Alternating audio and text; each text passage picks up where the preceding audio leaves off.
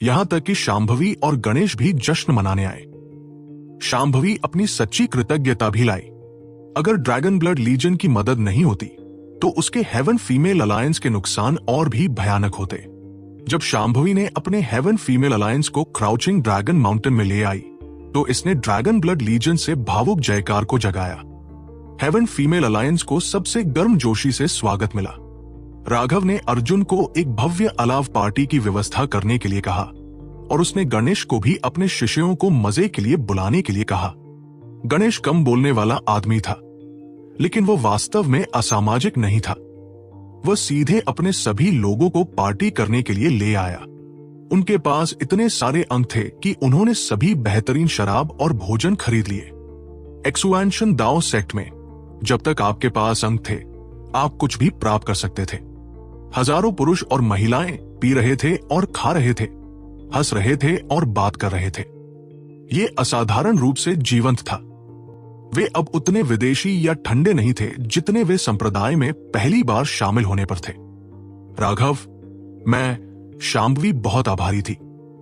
मुझे सीधा होना पसंद है, इसलिए तुम्हें मुझे धन्यवाद देते रहने की आवश्यकता नहीं है। राघव जानता था कि वो क्या कहने वाली थी। ड्रैगन ब्लड लीजन के योद्धा वही करते हैं जो वे चाहते हैं, भले ही वही बात फिर से हो, भले ही वे परिणाम जानते हो, वे वही चुनाव करेंगे। इसलिए तुम्हें बुरा महसूस करने की आवश्यकता नहीं है। उनका चुनाव सही था और भले ही वे गिर गए, उन्होंने अपनी आकांक्षाओं और सपनों को अपने जीवित भाइयों तक पहुंचाया है। हम उनके लिए उनके सपनों को आगे ले जाएंगे। राघव ने अपनी एक कटोरी शराब उठाते हुए शांभवी को एक कटोरी शराब पेश की। शांभवी ने सिर हिलाया, लेकिन जब उसने उस शराब को देखा तो वो काफी देर तक हिचकिचाई। अंत में उसने एक घूंट लिया और नतीजतन उसका चेहरा तुरंत लाल हो गया।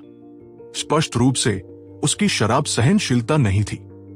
राघव, मुझे भी आपको एक कटोरी पेश करने दो। मैं, गणेश, ने कभी किसी की प्रशंसा नहीं की, लेकिन जब बात तुम्हारी आती है तो मैं तुम्हारी प्रशंसा किए बिना नहीं रह सकता। गणेश ने भी अपना कप उठाया। पियो, पियो।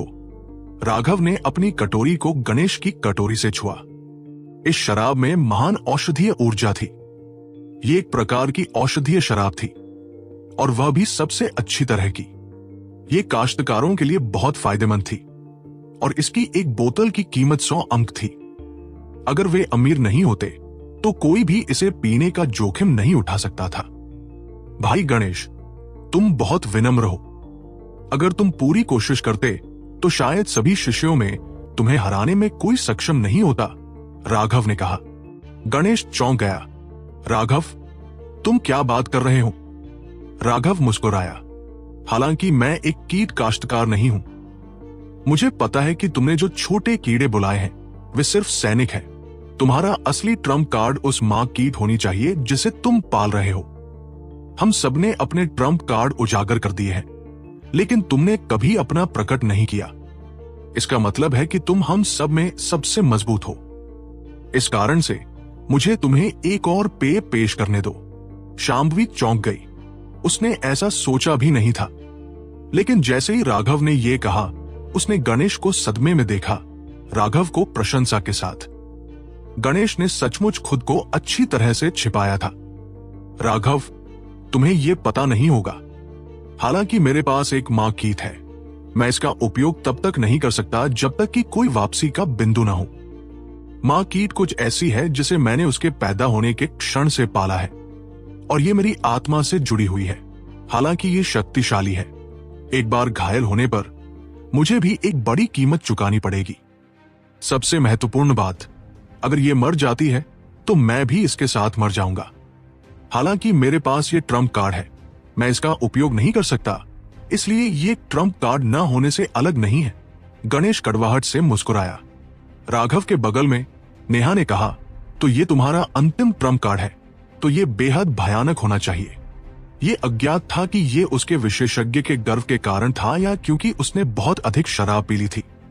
लेकिन गणेश ने कहा, अगर मैं सचमुच मां कीट को बुलाता तो हमने जिन शैतान जानवरों का सामना किया वे सभी नष्ट हो जाते, लेकिन उसके बाद मैं मुसीबत में होता।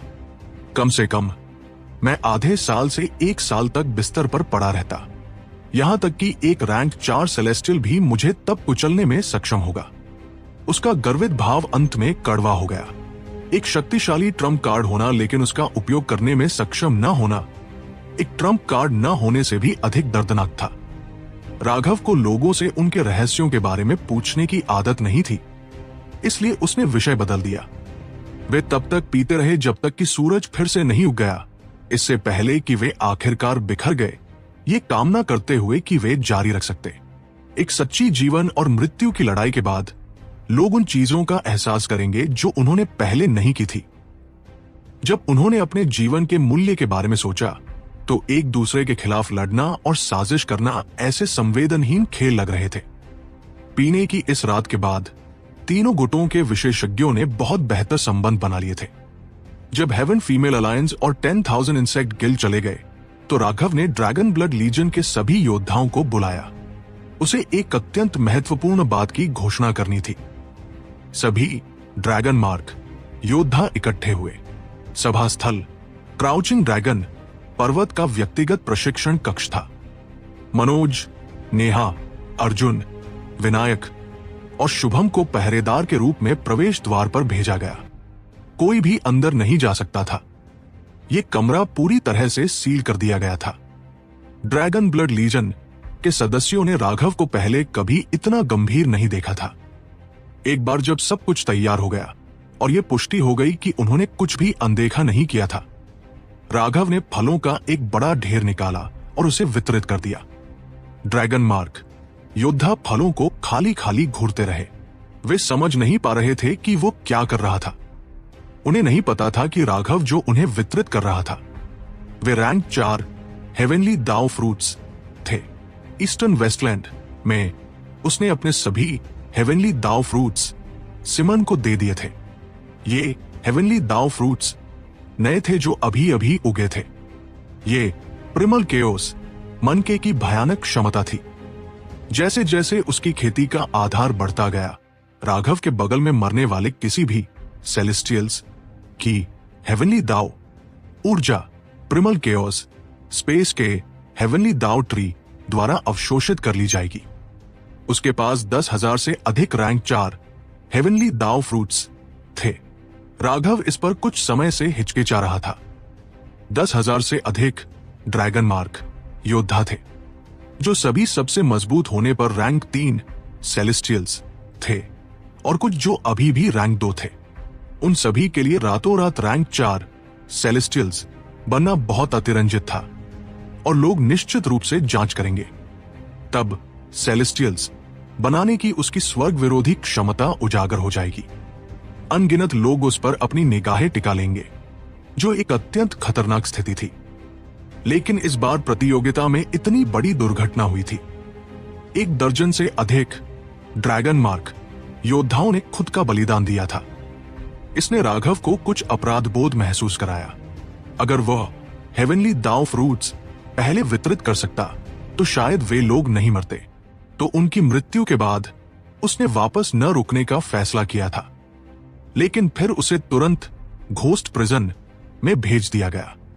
अब उसने एल्डर मास्टर का वादा प्राप्त कर लिया था और वह और भी अधिक निश्चित था।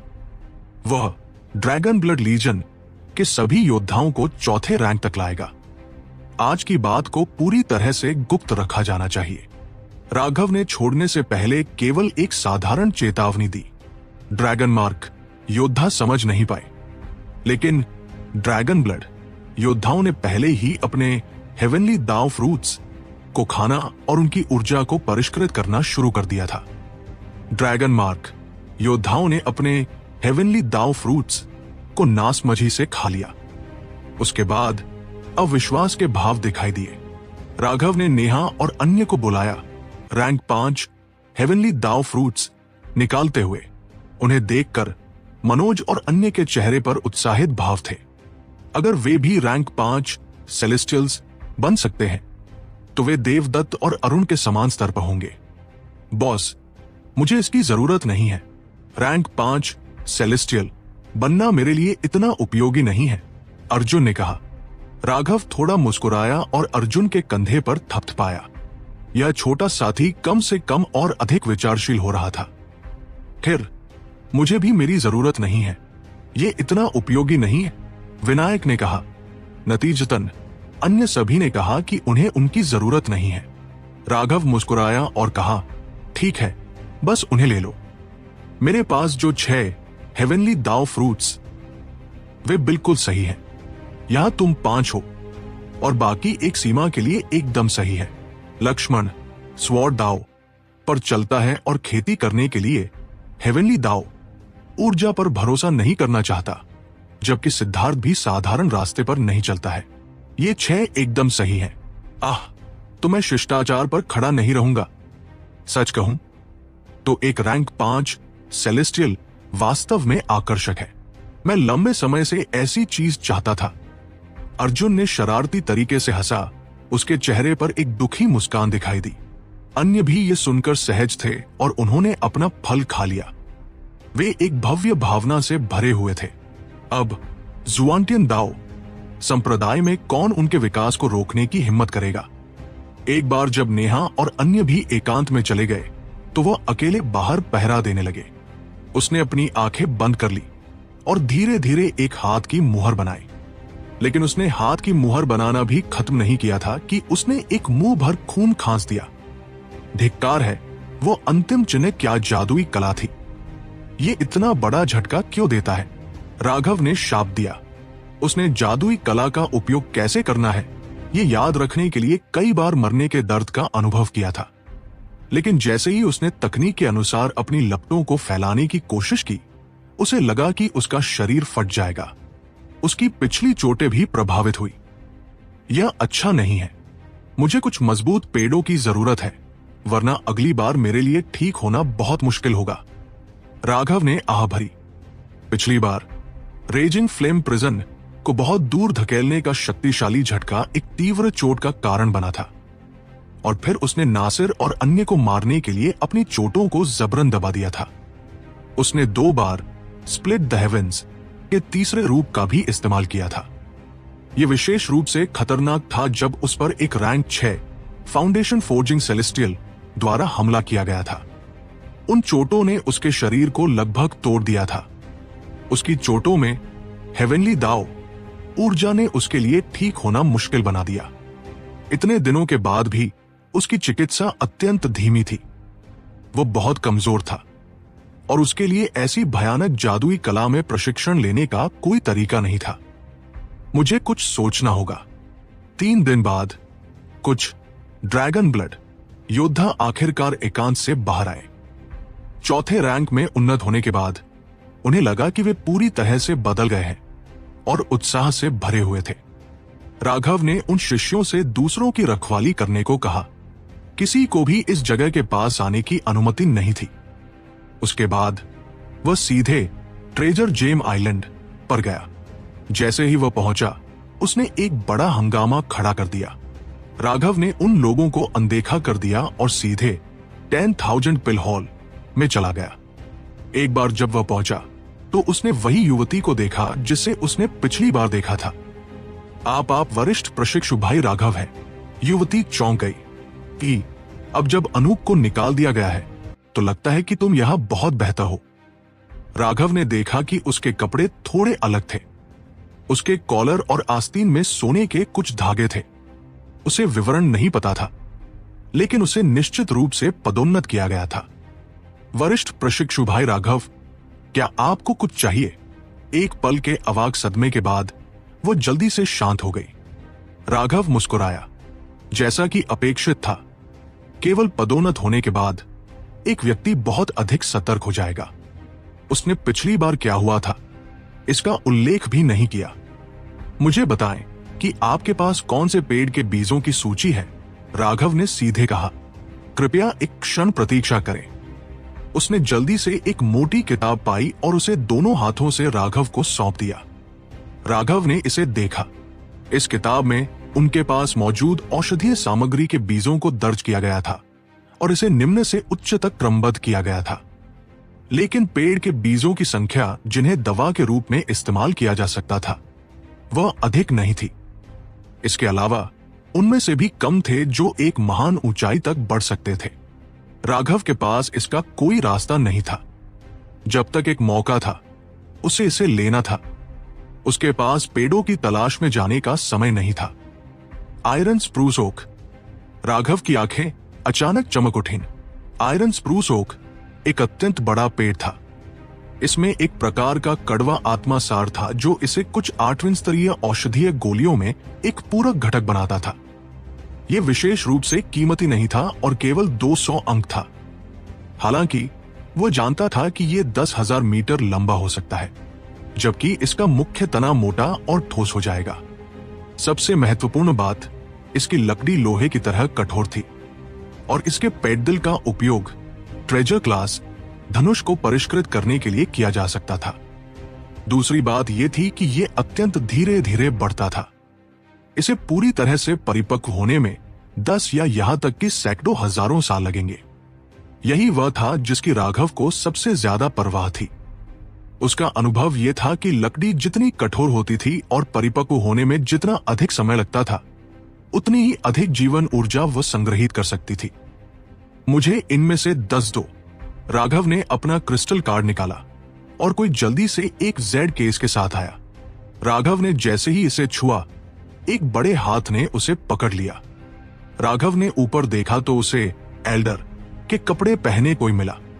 किसी अज्ञात समय पर वो युवती के पीछे दिखाई दिया था और उसने जेड केस को पकड़ लिया था। वे अभी भी अपना सबक नहीं सीखे हैं। उस एल्डर की गर्दन पर खून रंग का प्रकाश चमका।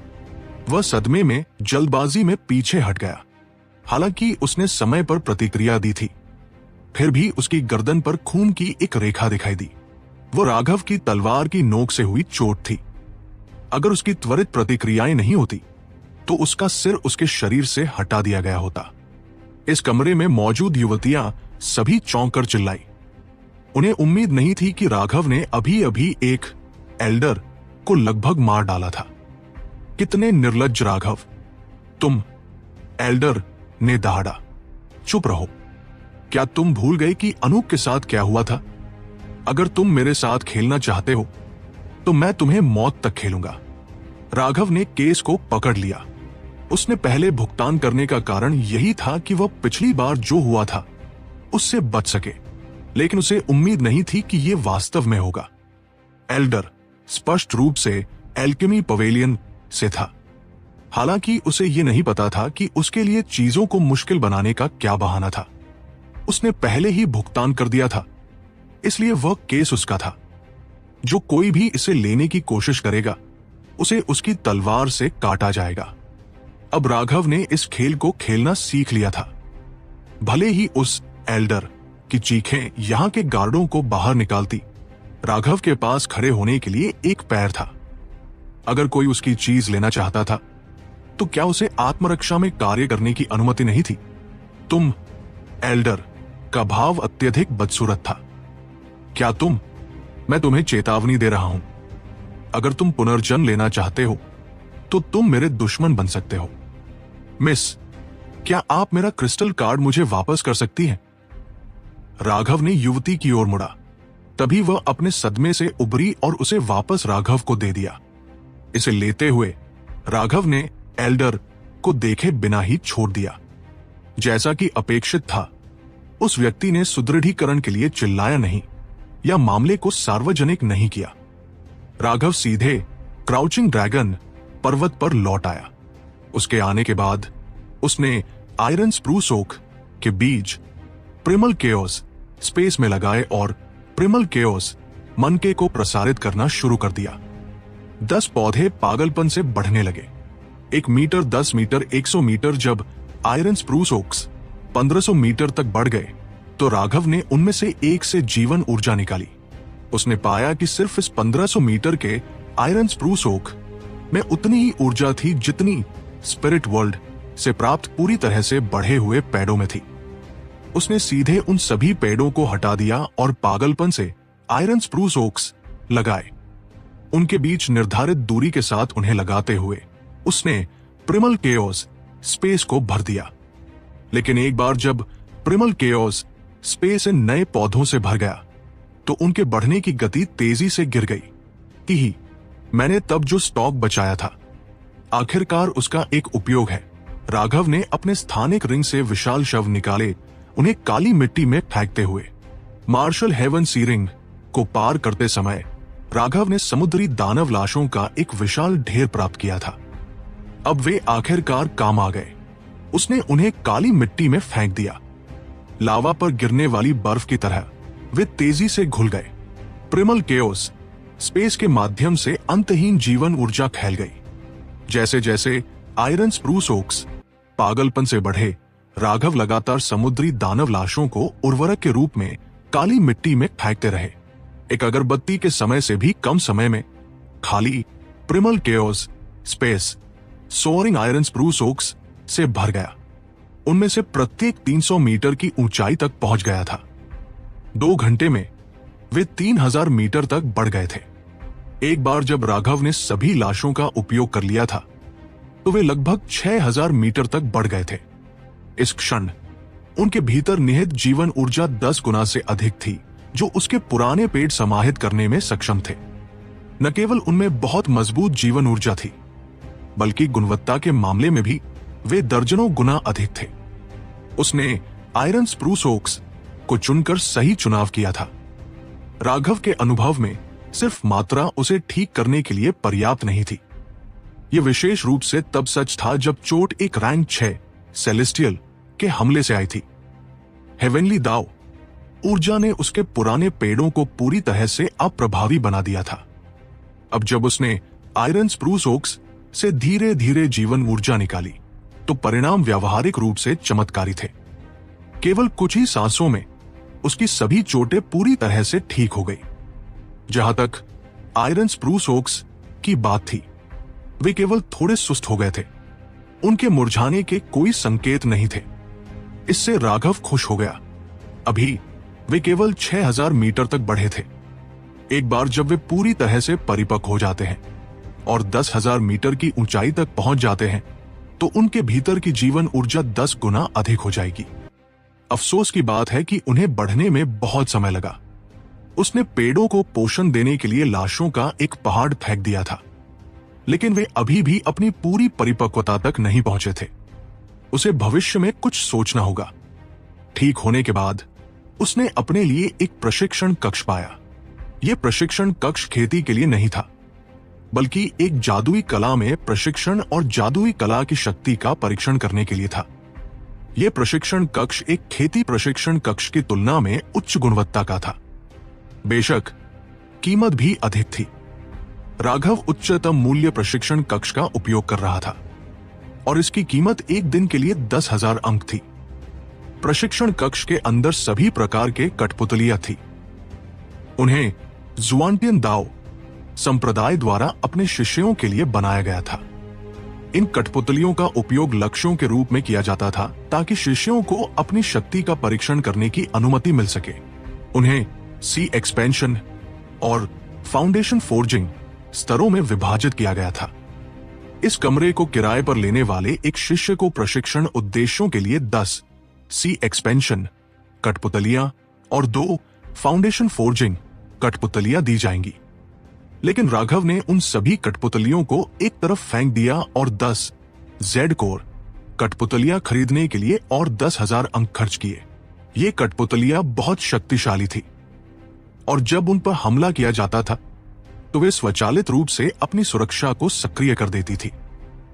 वे इतने मजबूत थे कि उन्हें एक औसत जेड कोर विशेषज्ञ से एक पूर्ण शक्ति हमला प्राप्त करने में सक्षम होना चाहिए। राघव ने धीरे धीरे हाथ की मुहरें बनाई। 7वीं हाथ की मुहर के बाद उसके बाएं हाथ ने उसकी दाहिनी कोहनी पकड़ ली। उसके बाएं हाथ की उंगलियों का रंग बदल गया, जैसे लोहा जिसे गर्म किया जा रहा हो। आखिरकार अर्ध पारदर्शी हो गया। यह भी संभव था कि ऊर्जा को 5 उंगलियों से धीरे धीरे उसके दाहिने हाथ में जाते हुए देखा जाए। उसके दाहिने हाथ के केंद्र में एक तिल के बीज के आकार का लॉक क्रिस्टल धीरे धीरे बना। जैसे ही वो क्रिस्टल कोर दिखाई दिया, उसकी भयानक गर्मी ने प्रशिक्षण कक्ष में लगभग सब कुछ जला दिया। यहां तक कि दूर की सी एक्सपेंशन कठपुतलियां भी पिघलना शुरू हो गई थी। क्रिस्टल धीरे धीरे घूमने लगा और जैसे ही ये घूमा, लौ ऊर्जा ने इसे घेर लिया। इसका अनियमित शरीर गोल और गोलाकार होने लगा। लौ ऊर्जा की एक परत ने क्रिस्टल को ढक लिया। अब ये एक सोयाबीन के आकार का था। इस क्षण फाउंडेशन फोर्जिंग कठपुतलियों से चिन्हों बाहर आए और एक प्रकाश बाधा बना दी। भयानक गर्मी ने उनकी सुरक्षा को सक्रिय कर दिया था। हालांकि उनकी सुरक्षा के साथ भी केवल कुछ ही सांसों में फाउंडेशन फोर्जिंग कठपुतलियां भी पिघलना शुरू हो गई। इस प्रशिक्षण कक्ष ने काफी लौ ऊर्जा को अलग कर दिया है, जिससे मुझे इसे नियंत्रित करना आसान हो गया है। ये कीमत के लायक था। राघव ये देखकर खुश हो गया। अगर उसने बाहर की दुनिया में इस चाल का उपयोग करने की कोशिश की होती तो इसके प्रभाव बहुत खतरनाक होते। यहां आना सही चुनाव था। प्रशिक्षण कक्ष ने स्वर्ग और पृथ्वी की लौ ऊर्जा के एक हिस्से को अवरुद्ध कर दिया, जिससे उसके लिए जादुई कला को नियंत्रित करना आसान हो गया। उसे इतना चिंतित होने की आवश्यकता नहीं थी। यह अंतिम चाल थी जो उसने एक्सुएंशन कैटलॉग में सीखी थी। उसने इसका अध्ययन किया था और पहले सिमुलेशन चलाए थे, लेकिन उसने इसका उपयोग करने की कोशिश करने की हिम्मत नहीं की थी। लेकिन इसके कुछ पहलुओं का परीक्षण करना भी खतरनाक रहा था। वह भयानक गर्मी से कई बार घायल हो गया था। यह चाल बहुत जटिल थी।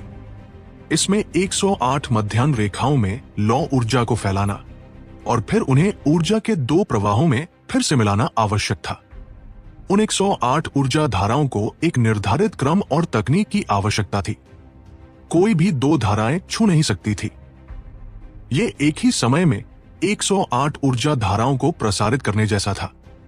और सबसे मुश्किल बात, जैसे ही उसने अपने दाहिने हाथ की ऊर्जा को संघनित किया, उसे अपने बाएं हाथ की ऊर्जा के उत्पादन को नियंत्रित करना पड़ा। 108 ऊर्जा धाराएं सभी बाएं हाथ से दाहिने हाथ में चली गई। प्रक्रिया के लिए 108 ऊर्जा धाराओं को कुछ गति बनाए रखने की आवश्यकता थी। ये बहुत तेज या धीमी नहीं हो सकती थी। थोड़ी सी भी गलती से क्रिस्टल फट जाएगा। इसके अलावा ये सिर्फ वो ऊर्जा थी जिसे वो अपने शरीर में नियंत्रित कर रहा था। उसे हवा में ऊर्जा को भी नियंत्रित करना था। यहां तक कि राघव कोई भी जो लपटों को नियंत्रित करने की बात आने पर अजय होने का दावा कर सकता था। उसे लगा कि वो अभी पतली बर्फ पर चल रहा है। अगर ये क्रिस्टल उसके हाथ में फट गया, अगर वो तुरंत एक भयानक मौत नहीं मरता, तो वो कम से कम अपने शरीर का आधा हिस्सा खो देगा। लेकिन अपने सावधानी पूर्वक नियंत्रण के माध्यम से 108 ऊर्जा धाराएं एक निर्धारित गति से उसके हाथ में प्रवेश कर गई। क्रिस्टल एक लोंगन हल्के आकार तक बढ़ गया। बस इतना ही काफी है। पहली बार के लिए सिर्फ इस चाल को खींचना एक सफलता माना जाएगा। सुरक्षा पहले। हालांकि राघव को लगा कि वह अभी भी जारी रख सकता है। उसे लगा कि अपने पहले प्रयास के लिए थोड़ा वापस रखना सबसे अच्छा है। एक गहरी सांस लेते हुए उसने ऊर्जा को काट दिया। उस क्षण क्रिस्टल ने अचानक चकाचौंध रोशनी की किरणें छोड़ी, जो जीवन में आती हुई लग रही थी। राघव ने जल्दबाजी में इसे बाहर फेंक दिया और अनजाने में एक नाम चिल्लाया, स्टारफॉल। छोटा क्रिस्टल जेड कोर कठपुतलियों पर उड़ते हुए एक शूटिंग स्टार की तरह था। उन कठपुतलियों ने लंबे समय से एक रनिक ढाल बनाने के लिए अपनी रक्षात्मक चिह्नों को सक्रिय कर दिया था। धमाका! एक विशाल विस्फोट ने प्रशिक्षण कक्ष को हिला दिया और एक भयानक ऊर्जा फट गई। अच्छा नहीं, बिना किसी हिचकिचाहट के राघव ने ग्रीन ड्रैगन बैटल आर्मर को बुलाया। उसने इसे अभी अभी बुलाया था जब उसे लगा कि एक पहाड़ उस पर टूट पड़ा और वो पीछे हट गया। अंत में उसे अपनी पीठ से दर्द का एक विस्फोट महसूस हुआ। उसने अपनी खुद की हड्डियों को भी टूटते हुए सुना जब वो प्रशिक्षण कक्ष की दीवार में टूट गया। अब उसने भी अनुभव किया कि फ्लैटब्रेड में कुचला जाना कैसा लगता है। क्या ये कर्म था? राघव ने स्पष्ट रूप से महसूस किया कि उसका शरीर चपटा हो गया था। उसकी हड्डियों के केवल कुछ हिस्से ही अभी भी बरकरार थे। उसने खुद को दीवार से फाड़ दिया। विस्फोट या टक्कर से दीवार पूरी तरह से क्षतिग्रस्त नहीं हुई थी। यह कोई आश्चर्य नहीं था कि जुआनटियन दाओ संप्रदाय ने अपने शिष्यों को अंदर विशाल चाले चलने की अनुमति दी। प्रिमल केओस मनके को प्रसारित करते हुए उसकी चोटें तुरंत ठीक हो गई। फिर उसने जेड कोर कठपुतलियों को देखा और देखा कि वे फट गए थे, उनका कुछ भी नहीं बचा था। धिक्कार है, क्या भयानक हमला है। यह हमला कुछ ऐसा था जो तुरंत राजाओं को मार सकता था। राघव को उम्मीद नहीं थी कि यह चाल इतनी भयानक होगी। यह जानना था कि उसने इसे अभी अभी सीखा था, इसलिए यह अभी भी एक भ्रूण रूप में था। इसके अलावा उसने जानबूझकर सुरक्षित रहने के लिए शक्ति को कम कर दिया था। दुर्भाग्य से यह बहुत उपयोगी नहीं है, क्योंकि इसका उपयोग करने में बहुत समय लगता है। क्या कोई भी राजा वास्तव में वहां खड़ा रहेगा जब मैं इसे चलाऊंगा? राघव थोड़ी असहायता महसूस करने से खुद को रोक नहीं पाया। इसका उपयोग करने में 3 सांसों का समय लगा।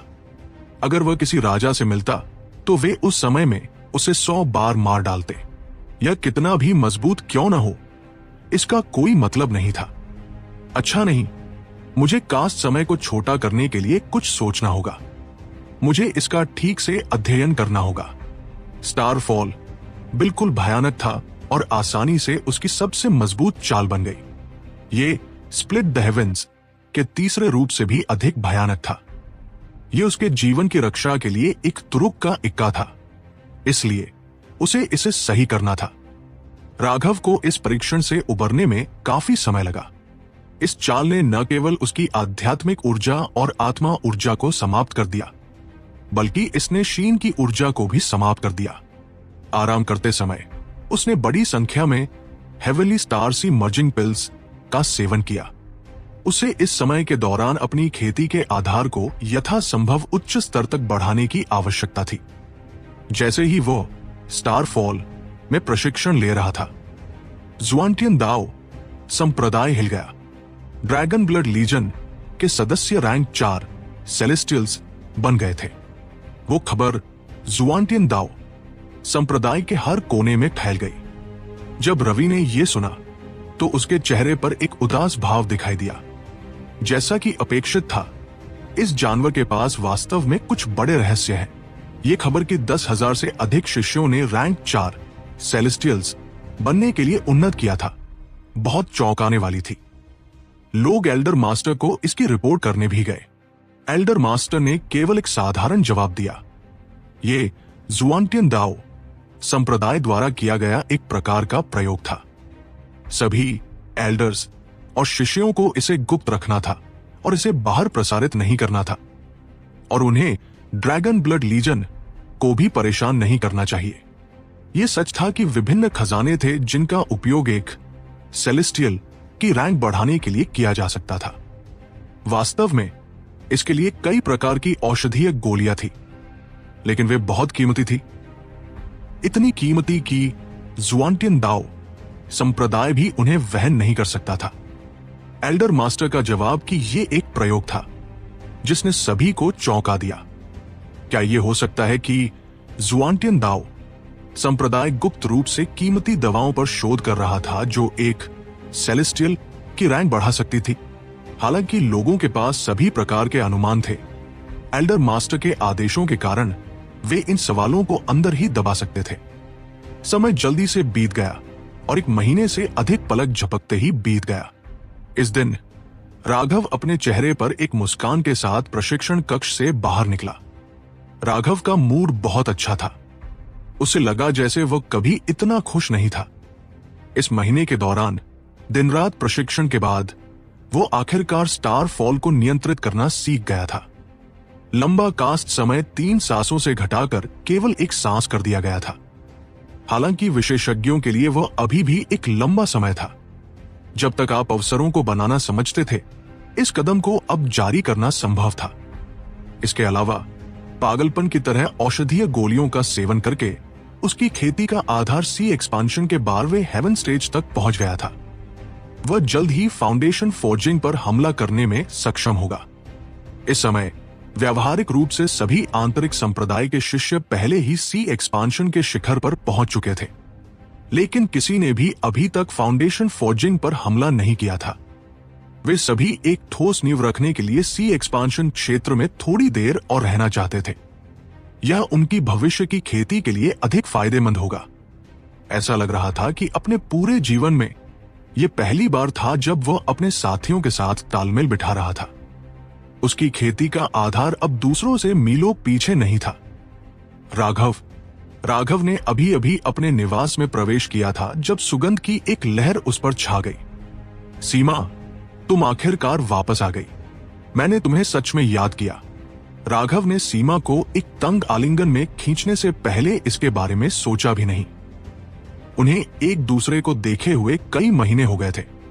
उसे पकड़े हुए वो अपना सिर नीचे करने, उसके होठों को खोजने और उसे एक चुंबन देने से खुद को रोक नहीं सका। सीमा काम गई और राघव की कमर को कसकर पकड़ लिया। ऐसा लग रहा था कि केवल इस तरह के तरीके से ही वे एक दूसरे के लिए अपनी लालसा व्यक्त कर सकते थे। वे नहीं जानते थे कि वे अंततः अलग होने से पहले कितना समय बीत गया था। सीमा लाल थी। उसकी आंखों में एक कोमल रोशनी थी। उसे लगा जैसे वह राघव में पिघलने वाली थी। सीमा, तुम बहुत खूबसूरत हो। राघव ने अनैच्छिक रूप से प्रशंसा की। सीमा और भी लाल हो गई। कोई भी महिला कितनी भी खूबसूरत क्यों न हो, उन्हें अभी भी अपनी सुंदरता के लिए दूसरों द्वारा प्रशंसा की जाना पसंद होगा, खासकर जब ये उस व्यक्ति से आता है जिसे वे प्यार करते हैं। आइया, मैं भूल गई, मेरे साथ आओ। राघव को पकड़कर वो उसे दूर खींच ले गई। ये क्या है? राघव हक्का बक्का रह गया, उसके पीछे कमरे से बाहर जाते हुए। ये सब तुम्हारी गलती है, मैं भूल गई। तुम्हें ड्रिल के लिए जाना होगा, सीमा ने कहा। ड्रिल? कौन सी ड्रिल? सभी लड़ाकू और सहायक शिष्यों को ड्रिल करने के लिए इकट्ठा किया गया है। इस तरह वे युद्ध के मैदान पर अपने दुश्मनों को मारने के लिए एक साथ काम कर सकते हैं, सीमा ने कहा। यह कोई आश्चर्य नहीं था कि उसने क्राउचिंग ड्रैगन माउंटेन पर किसी भी ड्रैगन ब्लड योद्धा को नहीं देखा था। जब वह अपने एकांत में था तो उसे इस मामले के बारे में कुछ भी नहीं पता था। राघव को सीमा द्वारा आंतरिक संप्रदाय प्लाजा तक खींचा गया। वहां पहुंचकर उसने 2 लाख से अधिक आंतरिक संप्रदाय के शिष्यों को फॉर्मेशन ड्रिल करते देखा और एक फाउंडेशन फोर्जिंग शिष्य उन्हें आदेश दे रहा था। उस व्यक्ति को देखकर राघव ने माथे पर शिकन डाली। उसने उस व्यक्ति को पहले देखा था। वह उस समय रजनीश के साथ था। राघव, तुम देर से आए हो। तुम अभी भी किसका इंतजार कर रहे हो? जल्दी करो और अपने गुट में वापस जाओ, फाउंडेशन फोर्जिंग शिष्य ने आदेश दिया। राघव, बॉस। भीड़ में 2 लोग राघव को देखते ही तुरंत जोर से चिल्ला उठे। वे दोनों सिद्धार्थ और लक्ष्मण थे। वे उसे देखकर दोनों भावुक थे। चुप रहो, तुम्हें अभी भी उचित आचरण के बारे में थोड़ी सी भी चीज नहीं पता है। क्या तुम्हें एहसास है कि हम ड्रिल के बीच में हैं? फाउंडेशन फोर्जिंग शिष्य ने दहाड़ा। राघव ने उसे अनदेखा कर दिया। फॉर्मेशन के बाहर खड़े होकर अपने हाथों को अपनी पीठ के पीछे बांधकर उसने ड्रैगन ब्लड लीजन को ठंडेपन से देखा। उस कार्रवाई ने फाउंडेशन फोर्जिंग शिष्य को और भी अधिक क्रोधित कर दिया और वह चिल्लाया, राघव, क्या तुम बहरे हो? मैंने तुम्हें अपने गुट में वापस जाने का आदेश दिया। अगर तुम इतना शोर मचाते रहे तो मैं तुम्हें मार डालूंगा। राघव ने फाउंडेशन फोर्जिंग शिष्य पर ठंडेपन से नजर डाली। वह अब पुराना वन नहीं था। उसे केवल एक 5वीं रैंक के फाउंडेशन फोर्जिंग सेलेस्टियल के लिए कोई डर नहीं था। राघव ने ड्रैगन ब्लड लीजन को अनदेखा कर दिया। तुम्हें ड्रिल करने के लिए किसने कहा? यह था। अर्जुन अवाक रह गया। क्या यह मैं था? राघव ने पूछा। नहीं, अगर यह नहीं था तो तुम यहां क्यों आए? इस तरह के कुत्तेशिट फॉर्मेशन को क्यों ड्रिल करते हो? क्या तुम अपने दुश्मनों को खुद को हंसाकर मारना चाहते हो? इसके अलावा तुम सभी ड्रैगन ब्लड लीजन के योद्धा हो। मेरे अलावा किसी के पास भी तुम्हें कुछ भी आदेश देने की योग्यता नहीं है। मुझे बताओ, तुम कब कुछ दिमाग लगाओगे बजाय इसके कि दूसरों के मनोरंजन के लिए कुत्तों की तरह व्यवहार किया जाए? राघव ने डांटा। अर्जुन ने कोई आवाज नहीं निकाली। जब उसे सीनियर शिष्यों से सभी आंतरिक संप्रदाय के शिष्यों के साथ ड्रिल में भाग लेने का आदेश मिला था तो उसने सभी को लाने से पहले इसके बारे में सोचा भी नहीं था। राघव, तुम मौत को गले लगा रहे हो। फाउंडेशन फोर्जिंग शिष्य ने दहाड़ा। राघव वास्तव में उसे नीचा दिखा रहा था। उसे मार डालो, राघव ने सूंघा। नतीजतन सभी आंतरिक संप्रदाय के शिष्यों की अवाक नजरों के सामने ड्रैगन ब्लड लीजन के योद्धाओं ने फाउंडेशन फोर्जिंग शिष्य पर हमला किया। आने वाली पहली चीज स्वॉर्ड ऊर्जा की एक ठंडी किरण थी। ये अतुलनीय रूप से तेज थी। जहां भी ये गुजरी, ऐसा लगा जैसे स्वर्ग और पृथ्वी को काट दिया जा रहा था। फाउंडेशन फोर्जिंग शिष्य हॉरिफाइड था। उसने उम्मीद नहीं की थी कि राघव के शब्द के कारण इतने सारे लोग उस पर हमला करेंगे। इसके अलावा यह तलवार हमला विशेष रूप से भयानक था। उसने एक विशाल ढाल निकाली।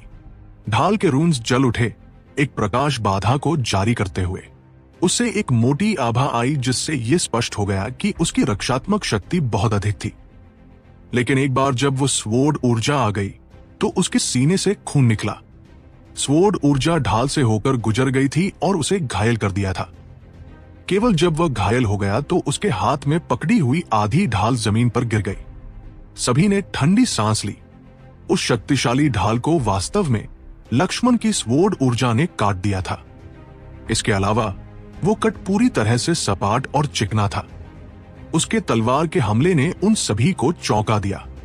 उस ढाल के बिना फाउंडेशन फोर्जिंग शिष्य शायद दो हिस्सों में कट गया होता। तुम सभी मौत को गले लगा रहे हो। टाइगर विस्लिंग ऊर्जा ग्रैंडात। फाउंडेशन फोर्जिंग शिष्य के हेवनली दाव रून्स दिखाई दिए और हवा में एक हल्की बाघ की सीटी बजी। उसके चारों ओर प्रकाश प्रसारित हुआ और एक फाउंडेशन फोर्जिंग विशेषज्ञ का दबाव दिखाई दिया। लोग उसके रून्स में एक दहाड़ते हुए बाघ को देखने में सक्षम थे। लेकिन उस फाउंडेशन फोर्जिंग शिष्य ने अभी अभी अपनी आभा को जारी किया था जब एक विशाल हड्डी का क्लब उसके ऊपर से झूल गया। सिद्धार्थ, जो अपने बारबेरियन ब्लड ब्रॉन्ज बॉडी में था, ने अपने क्लब को फाउंडेशन फोर्जिंग शिष्य पर मारा। अपने सबसे अच्छे प्रतिरोध के बावजूद उसे अभी भी हवा में भेज दिया गया। वो क्लब बहुत दुष्ट था। हवा में झूलने की सिर्फ सीटी की आवाज ने लोगों को उनके कानों में एक चुभने वाला दर्द महसूस कराया। जहां तक टकराने की आवाज थी, ये उनके कान के पर्दों में भारी रूप से गूंजती थी और वे थोड़ी देर के लिए कुछ भी सुनने में असमर्थ थे। इस एक हमले ने सभी को चकित कर दिया और उन्होंने 30 मीटर के सिद्धार्थ को डर के मारे देखा। उन्होंने कभी ऐसा विशालकाय नहीं देखा था। इस समय सिद्धार्थ अपने हड्डी के क्लब को एक अनभिज्ञ अभिव्यक्ति के साथ पकड़े हुए था। उसने उस आखिरी हमले में कितनी शक्ति का उपयोग किया था। उसके कारण उसके हड्डी के क्लब का केवल निचला आधा हिस्सा ही बचा था। बाकी सब बिखर गया था। जहां तक फाउंडेशन फोर्जिंग शिष्य की बात है, वह और भी अधिक दयनीय था। न केवल उसके हेवनली दाव रून्स गायब हो गए थे, बल्कि उसकी कमर के नीचे का उसका शरीर भी गायब हो गया था। उसका चेहरा कागज जैसा पीला था और आतंक से भरा था। अभी अगर उसने सहज रूप से खतरे को महसूस नहीं किया होता और अपने शरीर को नहीं उठाया होता तो वो पहले ही मर चुका होता। धिक्कार है, सिद्धार्थ अब वास्तव में अपनी ऊर्जा का उपयोग करना जानता है। राघव खुश था। जब सिद्धार्थ ने अभी अभी हमला किया था तो राघव ने स्पष्ट रूप से उसकी आभा को तेजी से प्रसारित होते हुए महसूस किया था। यह पहले की तरह नहीं था जहां वो केवल शुद्ध शक्ति से हमला करता था। सिद्धार्थ के लिए अपनी बुद्धिमत्ता के साथ ऐसी तकनीक का उपयोग करने में सक्षम होना यह व्यावहारिक रूप से स्वर्ग विरोधी था। मौत को गले लगाने वाले लोगों का एक समूह। मुझे लगता है कि तुम में से कोई भी अब और जीना नहीं चाहता। ठीक इसी क्षण लोगों का एक समूह दिखाई दिया और सामने वाला व्यक्ति सीनियर पीढ़ी की स्वर्गीय प्रतिभा रजनीश था। जैसे ही वह दिखाई दिया, एक भयानक दबाव सभी पर उतरा, उनके दिलों को हिलाते हुए। अगर हम अब और जीना नहीं चाहते हैं तो क्या तुम हमारी मदद करने में सक्षम हो? राघव ने उदासीनता से पूछा। वह ड्रैगन ब्लड लीजन के सामने चला गया, ठंडेपन से रजनीश का सामना करते हुए। शक्ति का वितरण पहले से ही बहुत स्पष्ट था। पिछली पीढ़ी के अधिकांश शिष्य सभी लॉ एनफोर्समेंट हॉल में शामिल हो गए थे। भले ही राघव आज्ञाकारी व्यवहार करता, वे फिर भी उसके लिए चीजें मुश्किल कर देते। पलटवार करना बेहतर था। चूंकि तुम मरना चाहते हो, मैं तुम्हारी मदद करूंगा। रजनीश ने सूंघा। उसने अपना हाथ उठाया, लेकिन अचानक लोगों का एक और समूह दिखाई दिया। रजनीश, क्या तुम फिर से नए शिष्यों को धमका रहे हो? क्या तुम्हारे पास केवल यही क्षमता है? यह फाउंडेशन फोर्जिंग शिष्यों का एक और समूह था। उनका नेतृत्व मुकेश और मनीषा कर रहे थे, जबकि बोलने वाला मुकेश था। मुकेश और मनीषा एल्डर हॉल की शक्ति का हिस्सा थे। वे रजनीश और अन्य के साथ दुश्मन थे। उन्हें देखकर राघव को अचानक लगा कि यह स्थिति उतनी सरल नहीं थी जितना उसने सोचा था। उसे एक बार फिर इस्तेमाल किया जा रहा था। यह कोई संयोग नहीं था। उसके संदेह की पुष्टि तब हुई जब एल्डर हॉल और लॉ एनफोर्समेंट हॉल के एल्डर्स भी दिखाई दिए। इसके बाद शिवेंद्र और रवि भी आ गए। ऐसा लगा कि राघव की हर क्रिया शिवेंद्र की उम्मीदों के भीतर थी। उसे यह मानना पड़ा, राघव, तुमने संप्रदाय की व्यवस्था को बाधित किया है, ड्रिल को बाधित किया है और अपने सीनियर अप्रेंटिस भाई के लिए कोई सम्मान नहीं दिखाया है। क्या तुम अपने पापों को स्वीकार करते हो? दूसरों ने जो उम्मीद नहीं की थी वो ये था कि राघव के लिए चीजें मुश्किल बनाने वाला एल्डर हॉल मास्टर था। राघव उसके इरादों को कैसे नहीं समझ सकता था। उसने सीधे कहा, मैं इस अभ्यास से असहमत हूं। मैं ये नहीं देखूंगा कि एक बेवकूफ मेरे भाइयों को कचरा में ड्रिल करे ताकि वे युद्ध के मैदान में भेजे जाने पर मर जाए। क्या बकवास। सहायक शिष्यों के साथ मिलकर काम करना पारस्परिक रूप से फायदेमंद है। अगर तुम अच्छी तरह से सहयोग करते हो तो ये तुम्हारी युद्ध शक्ति को गुना करेगा और तुम्हारी हताहतों को कम करेगा। उन्हें युद्ध के मैदान में मरने के लिए कैसे भेजा जा रहा है? एल्डर हॉल मास्टर ने क्रोधित होकर कहा।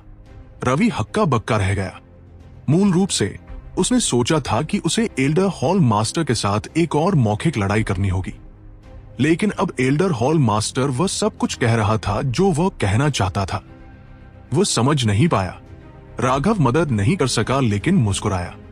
शिवेंद्र ने अभी अभी अपने शब्दों के साथ राघव के लिए एक रास्ता प्रशस्त किया था। उसने कहा, आप सही कह रहे हैं। अगर वे अच्छी तरह से सहयोग करते हैं तो ये हमारी युद्ध शक्ति को गुना करेगा और हताहतों को कम करेगा। लेकिन एक बेवकूफ कमांडर की व्यवस्था करना केवल हमारी युद्ध शक्ति को कम करेगा और हमारी हताहतों को गुना करेगा। मैं दूसरों की परवाह नहीं करूंगा, लेकिन ड्रैगन ब्लड लीजन का हर सदस्य मेरा भाई या बहन है। मैं उन्हें एक बेवकूफ के कारण मारे जाने की अनुमति नहीं दूंगा। राघव द्वारा बार बार उसे बेवकूफ कहने से फाउंडेशन फोर्जिंग शिष्य क्रोधित हो गया जो सभी को ड्रिल कर रहा था। वह इस समय एक एल्डर की मदद से ठीक हो रहा था, लेकिन उसकी चोटें बहुत भारी थी। वह इतने कम समय में अपने आधे शरीर को वापस नहीं बढ़ा सकता था। वह दहाड़ा, तुम किसे बेवकूफ कह रहे हो? यह फॉर्मेशन हॉल मास्टर द्वारा व्यक्तिगत रूप से तय किया गया था। क्षमा करें, तो मैं गलत था। यह तुम बेवकूफ नहीं हो, बल्कि तुम्हारे हॉल मास्टर बेवकूफ है। अगर इस तरह का मूर्खतापूर्ण फॉर्मेशन एक दिमाग वाले व्यक्ति द्वारा बनाया गया था तो मुझे वास्तव में उस व्यक्ति की प्रशंसा करनी होगी, राघव ने कहा। रवि की अभिव्यक्ति डूब गई। वो अभी बोलने ही वाला था जब एक ठंडी आवाज गूंजी, तो तुम्हें आश्वस्त होने के लिए क्या चाहिए?